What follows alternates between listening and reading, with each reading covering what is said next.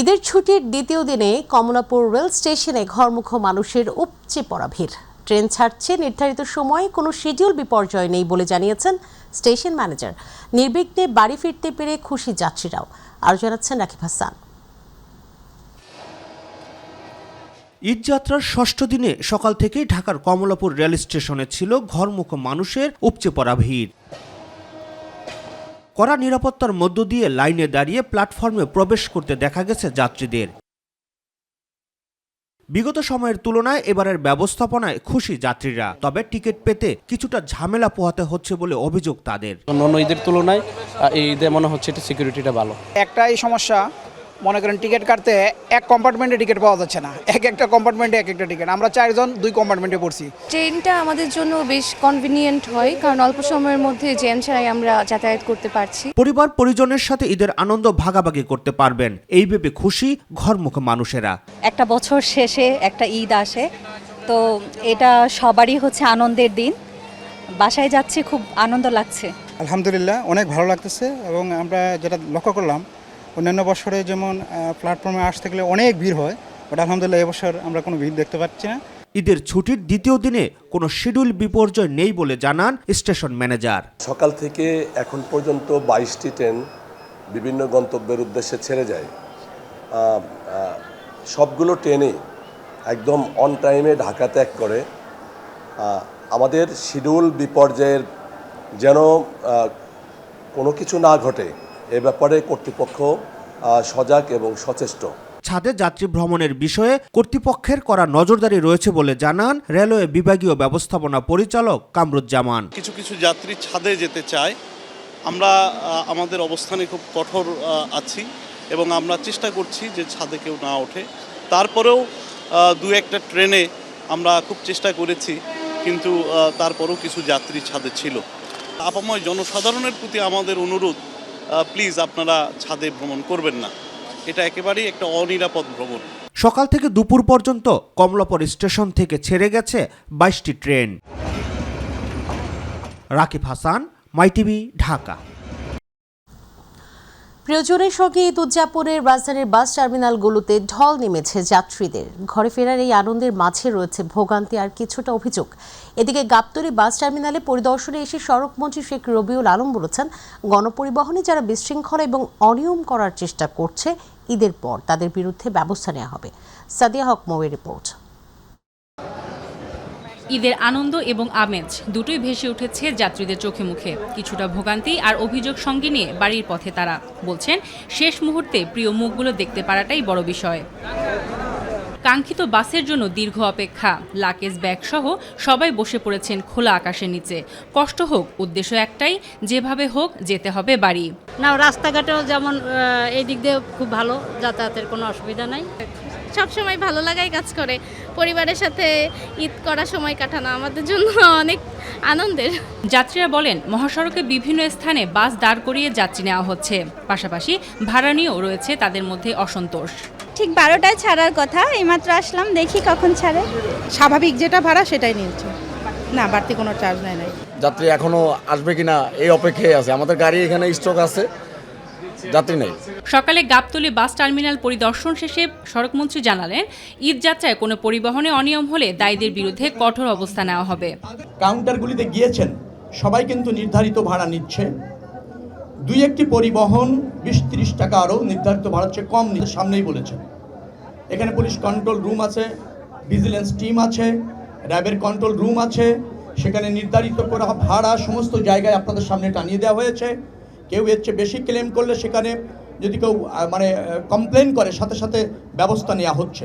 Complain যেগুলি পেয়েছি এখন অ্যাকশন নিচ্ছি, যেগুলি এখন অ্যাকশন নিতে পারছি না, ঈদের পরে অ্যাকশন হবে যারা ব্যত্যয় ঘটানোর চেষ্টা করেছে। সাদিয়া হক মৌ, মাইটিভি, ঢাকা। ঈদযাত্রায় গাজীপুরের ঢাকা ময়মনসিংহ ঢাকা টাঙ্গাইল মহাসড়কে বেড়েছে যানবাহনের চাপ। ঢাকা টাঙ্গাইল যমুনা সেতু মহাসড়কে মোতায়েন করা হয়েছে অতিরিক্ত আইনশৃঙ্খলা বাহিনী। ঢাকা মাওয়া এক্সপ্রেসওয়ে এবং পদ্মা সেতু হয়ে নির্বিঘ্নে দক্ষিণবঙ্গে ছুটছে ঘরমুখো মানুষ। সিরাজগঞ্জ মহাসড়কে স্বাভাবিক রয়েছে যান চলাচল। হাফিজা খানম, জুথি রিপোর্ট। ঈদ যাত্রায় গাজীপুরের ঢাকা ময়মনসিংহ ও ঢাকা টাঙ্গাইল মহাসড়কে বেড়েছে যানবাহনের চাপ। গাড়ির বাড়তি চাপ ও যাত্রী ওঠানামা করায় কয়েকটি পয়েন্টে গাড়ির ধীর গতি রয়েছে। যানজট নিরসন ও যাত্রীদের নিরাপত্তায় পুলিশ ও অন্যান্য আইনশৃঙ্খলা বাহিনীর সদস্যরা কাজ করছেন। সকাল থেকে ঢাকা টাঙ্গাইল ও ঢাকা ময়মনসিংহ মহাসড়কে কয়েক গুণ গাড়ির চাপ বেড়েছে। এতে ঢাকা ময়মনসিংহ মহাসড়কের টঙ্গী কলেজ গেট, বোর্ড বাজার ও চান্দনা চৌরাস্তায় দেখা গেছে গাড়ির ধীর গতি। চান্দনা চৌরাস্তায় সড়কের পাশে গাড়ির পার্কিং করায় রাস্তা সংকুচিত হয়ে গেছে। এছাড়া যাত্রী ওঠানামা করায় এ পয়েন্ট অতিক্রম করতে যানবাহনগুলোর কিছুটা সময় বেশি লাগছে। এদিকে ঢাকা টাঙ্গাইল যমুনা সেতু মহাসড়কের গোড়াই থেকে যমুনা সেতু পর্যন্ত প্রায় ৬৫ কিলোমিটার সড়কে সার্বিক নিরাপত্তায় ও ঈদযাত্রা স্বস্তিদায়ক করতে জেলা পুলিশের প্রায় ১,০০০ পুলিশ সহ অন্যান্য আইনশৃঙ্খলা রক্ষাকারী বাহিনীর সদস্য আজ থেকে মোতায়েন করা হয়েছে। সকালে যমুনা সেতু পরিদর্শন করে সেতু প্রতিমন্ত্রী রাজীব আহসান জানান, এবারের ঈদযাত্রা স্বস্তির ও আনন্দদায়ক হবে। এই রাস্তায় আপনারা এখানকারই মানুষ, এই রাস্তায় কোথাও কিন্তু কোনো ট্রাফিক জ্যামের অস্তিত্ব আমি আজকে খুঁজে পাইনি।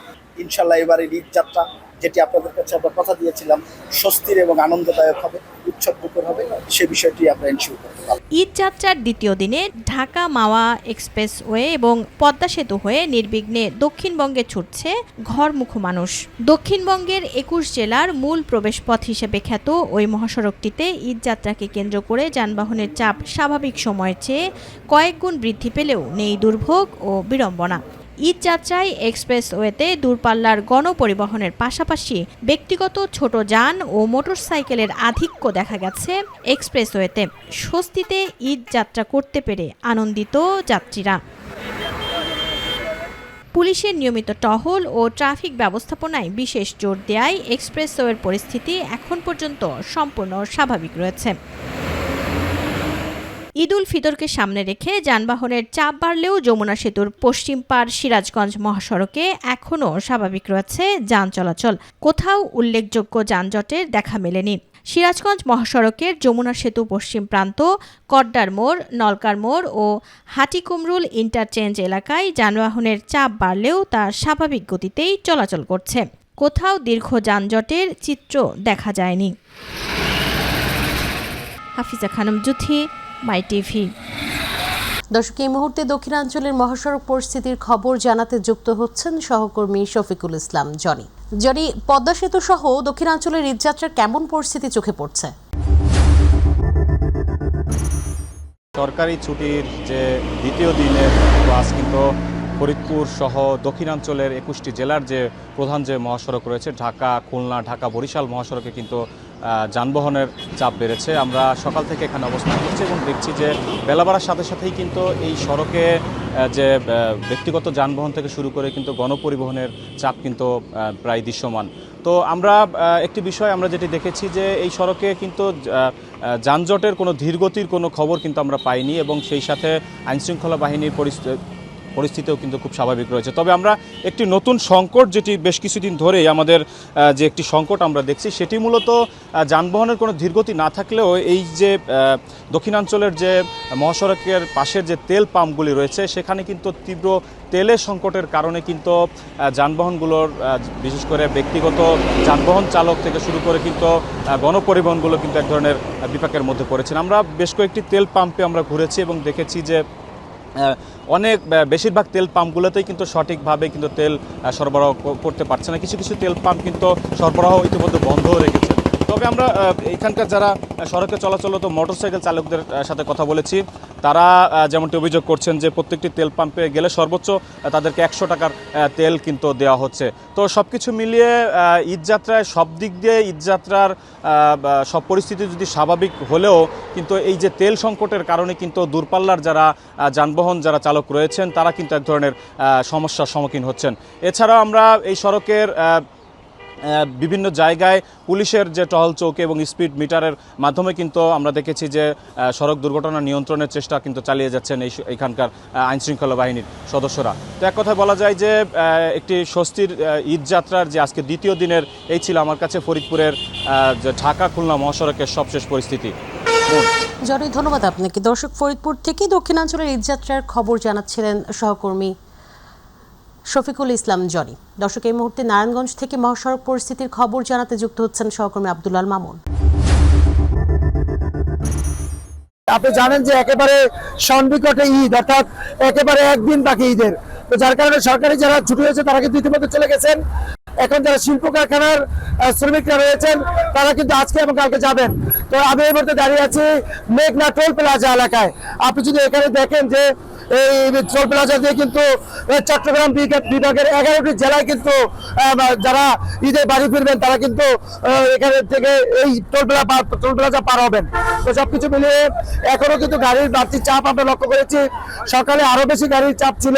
তো সবকিছু মিলিয়ে আজকে শিল্প কারখানা যে ছুটি হবে নারায়ণগঞ্জ, গাজীপুর সহ বিভিন্ন এলাকায়, সেই শিল্প কারখানার যারা শ্রমিক রয়েছেন তারা কিন্তু আজকে যাবেন এবং আগামীকালকে যাবেন, এরকমটাই আমরা শুনেছি। তো সবকিছু মিলিয়ে আমরা টোল প্লাজা যারা কর্মরত আছেন তাদের সাথে কথা বলেছি। তারা জানিয়েছেন যে বাড়তি চাপ তো থাকবেই, তার মধ্যে তারা যত দ্রুত সম্ভব টোল আদায়ের ব্যবস্থা করছেন এবং মাইকিং করছেন যাতে সবাই বাড়তি টাকা তাদের কাছে রাখেন। একই সাথে হাইওয়ে পুলিশের পেট্রোলিং টিম, টহল টিম সহ র্যাবের তৎপরতা আমরা দেখেছি। সবকিছু মিলিয়ে ঈদ হবে স্বস্তির, নারীর টানে বাড়ি ফিরবে সাধারণ মানুষ, এমনটাই প্রত্যাশা সকলের। তো এই ছিল আমার কাছে ঢাকা চট্টগ্রাম হাইওয়ের মেঘনা টোল প্লাজা থেকে সবশেষ পরিস্থিতি। পারভেজ, ধন্যবাদ আপনাকে। পরবর্তীতে আবারও আপনার সাথে যোগাযোগ করব। দর্শক, বরিশাল থেকে লঞ্চ টার্মিনালগুলোর খবর জানাতে যুক্ত ছিলেন সহকর্মী পারভেজ রাসেল। ঈদকে সামনে রেখে দীর্ঘদিনের ভোগান্তির পর গাজীপুরে খুলে দেওয়া হয়েছে বিআরটি ফ্লাইওভার। এতে ঢাকা ময়মনসিংহ মহাসড়কে যান চলাচল কিছুটা স্বাভাবিক হলেও গণপরিবহনের সংকট, অতিরিক্ত ভাড়ার শঙ্কায় ঈদে ঘরমুখ মানুষেরা পুরোপুরি স্বস্তি পাচ্ছেন না। পুলিশ বলছে ঈদযাত্রা নির্বিঘ্ন করতে ট্রাফিক ব্যবস্থা জোরদার সহ অতিরিক্ত আইন শৃঙ্খলা বাহিনী মোতায়েন করা হয়েছে। গাজীপুর থেকে চঞ্চল খানের তথ্যচিত্রে বিস্তারিত রিপোর্টে। বছরের পর বছর ধরে বিআরটি প্রকল্পের ধীরগতি কাজে দুর্ভোগের প্রতীকে পরিণত হয়েছিল গাজীপুরের চৌরাস্তা। ঈদযাত্রার চাপ সামাল দিতে অবশেষে গুরুত্বপূর্ণ ফ্লাইওভারের একটি অংশ খুলে দেওয়া হয়েছে। এতে কিছুটা কমেছে যানজট, তবে প্রশ্ন উঠেছে এই স্বস্তি কতটা স্থায়ী। গাজীপুর প্রায় 1-2 ঘন্টা দাঁড়ায় দাম লাগতো, এখন প্রায় আবার চালু হয়েছে, এখন দাঁড়ায় দাম লাগে না। যাত্রা খুব স্বাভাবিক চলতেছে, সবকিছু কোনো যানজট পাই না। যে জায়গায় প্রায় 3 ঘন্টা 4 ঘন্টা লেগে যেত এই জায়গায় প্রায় 1 ঘন্টা 1.5 ঘন্টায় কভার হতে পারে। মহাসড়কের দুই পাশ দখল করে বসেছে ভ্রাম্যমাণ দোকান, যত্রতত্র পার্কিংয়ে সংকুচিত হয়েছে সড়ক, ট্রাফিক ব্যবস্থাপনায় সমন্বয়েও অভাব স্পষ্ট। এর সঙ্গে যোগ হয়েছে গণপরিবহনের সংকট। ঈদকে সামনে রেখে অতিরিক্ত ভাড়া আদায়ের অভিযোগ রয়েছে যাত্রীদের। যাত্রীর চাপটা একটু বেশি থাকে, তখন গাড়ির মালিকরা অটোমেটিকলি ভাড়াটা বাড়ায় দেয়। আশা করি এবার ঈদযাত্রা এরকম যানজট হবে না। ঈদযাত্রা নির্বিঘ্ন করতে প্রস্তুতি নেওয়া হয়েছে বলে জানিয়েছেন হাইওয়ে পুলিশ।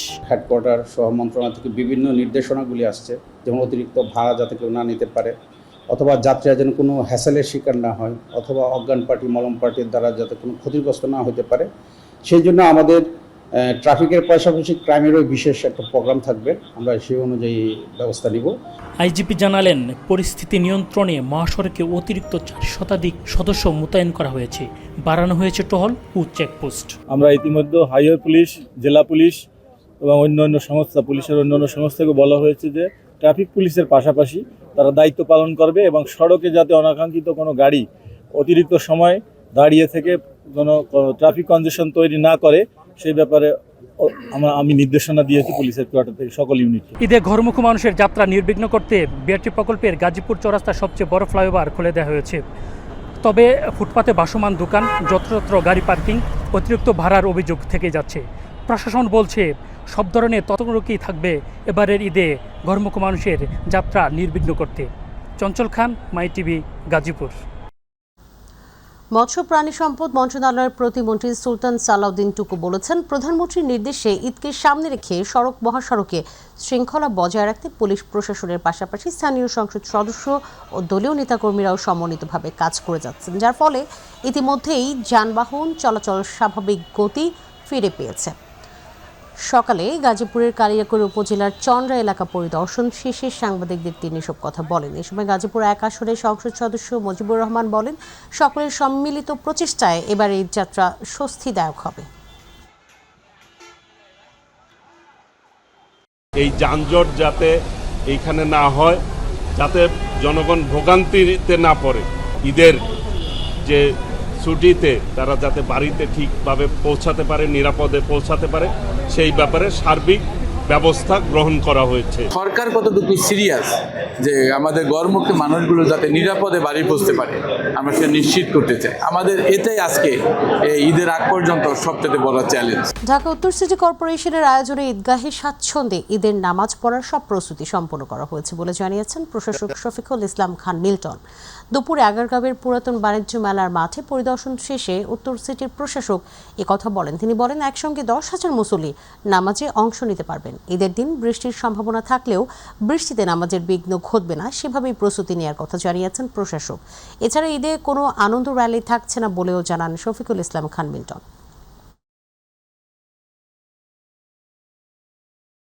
নামাজের জন্য আমাদের ঢাকা উত্তর সিটি কর্পোরেশনের যাতে স্বাচ্ছন্দ্যে ভালোভাবে এখানে সবাই নামাজ আদায় করতে পারে, এজন্য আমরা বিভিন্নভাবে ক্যাম্পিংও করেছি।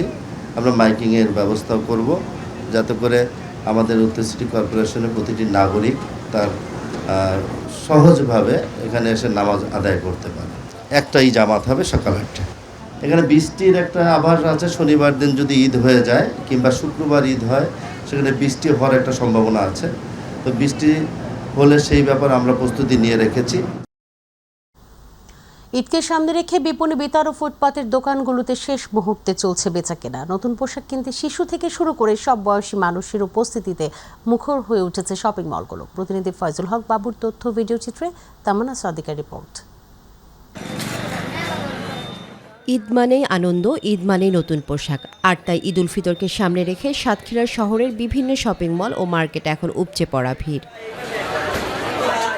সকাল থেকে রাত পর্যন্ত ক্রেতাদের উপস্থিতি সরগরম হয়ে উঠছে দোকানপাট। শিশু থেকে শুরু করে তরুণ তরুণী এমনকি বয়স্করাও ব্যস্ত সময় পার করছেন পছন্দের পোশাক কিনতে। দাম তুলনামূলকভাবে একটু বেশি মনে হচ্ছে, তারপর মার্কেট করতে হবে, কিছু করার নেই। আমি নিজের জন্য 3 পিস কিনতে চাচ্ছি। আমার মামি আনছি, মামিকে আনছি, আমার আম্মুকে আনছি, মামা আসছে, আমার ভাই আসছে। আমি আমার আব্বু আম্মুর সাথে মার্কেটে এসে আমার প্রিয় 2টা জামা কিনেছি এবং 2টা জুতা কিনেছি। বিক্রেতারা বলছেন গত বছরের তুলনায় এবছরের বিক্রি কিছুটা ভালো যাচ্ছে। ঈদকে সামনে রেখে দোকানে নতুন নতুন ডিজাইনের পোশাক এনেছেন তারা। তবে ক্রেতাদের অভিযোগ গত বছরের তুলনায় এবার পোশাকের দাম কিছুটা বেশি। এবারের বেচাকেনা গতবারের থেকে ভালো, আলহামদুলিল্লাহ। কাস্টমার আসতেছে, আমরাও মাল বেচে মোটামুটি স্বস্তিতে আছি। এবছর মূলত ট্রেন্ড এসছে জিলকাট অফ বুর্জ খলিফা। হ্যাঁ, সঙ্গে সঙ্গে মানুষ সারার আগার এটারও চাহিদা আছে। পছন্দের কাপড় যেটা আসলে গুণগত মান অনুযায়ী দাম একটু বেশি হবে, এটা স্বাভাবিক, এটা তো মেনে নিতেই হবে সবাইকে। তবে বিলাসবহুল শপিং মলের তুলনায় রাস্তার ধারে ছোট দোকানগুলোতেই ক্রেতাদের ভিড় বেশি দেখা যাচ্ছে। কম দামে পছন্দের পোশাক পাওয়ায় অনেকেই এসব দোকানেই ভিড় করছেন। ফুটপাতের তলের দোকানে মানুষ একটু কম দামে কিনবে, সাশ্রয়ী এভাবে। ফুটপাতের দোকানদার হিসেবে আমাদের মালের কোয়ালিটি চকচকা, হয়তো কাপড় একটু নর্মাল হলেও এগুলো মানুষের ক্রয় ক্ষমতার ভিতরে আছে। বড় বড় শপিং মলে দাম বেশি, সেই জন্য আমরা ওই ফুটপাতের দোকানে আসছি। এখানে ভালো জিনিসও পাওয়া যায়, একটু দামও কম হয়। এদিকে ঈদকে সামনে রেখে ক্রেতাদের নিরাপত্তা নিশ্চিত করতে মাঠে কাজ করছে জেলা পুলিশ। মার্কেট ও গুরুত্বপূর্ণ এলাকায় 2 শিফটে পোশাকধারী ও সাদা পোশাকে পুলিশ সদস্যরা দায়িত্ব পালন করছে বলে জানালেন এই পুলিশ কর্মকর্তা। যেসব জায়গায় মানুষ প্রচুর কেনাকাটার ভিড় করছে সেখানে আমরা ইউনিফর্ম পুলিশ রেখেছি, তারপর ডিএসবি রাখছি এবং এখানে ডিবি টিমও আছে 2 শিফটে, যেন কোনো ধরনের চুরি ছিনতাইয়ের ঘটনা না ঘটে আমরা তৎপর আছি। তামান্না সাদিকা, মাই টিভি। জাতীয় চলচ্চিত্র পুরস্কার প্রাপ্ত তারকা অভিনেতা শামস সুমনের জানাজা সম্পন্ন হয়েছে।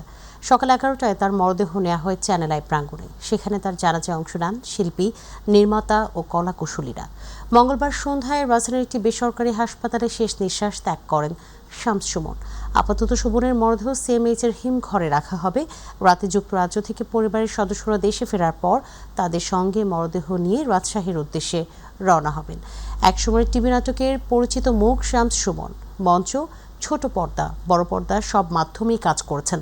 সর্বশেষ একটি রেডিওর স্টেশন চিফ হিসেবে দায়িত্ব পালন করেছিলেন। আক্ষেপ তো থাকেই, অভিনেতাদের কাজে তো আক্ষেপ থাকবেই, কিন্তু সে তো আসলে বেসিক্যালি চ্যানেল আইতে চাকরি করতেন।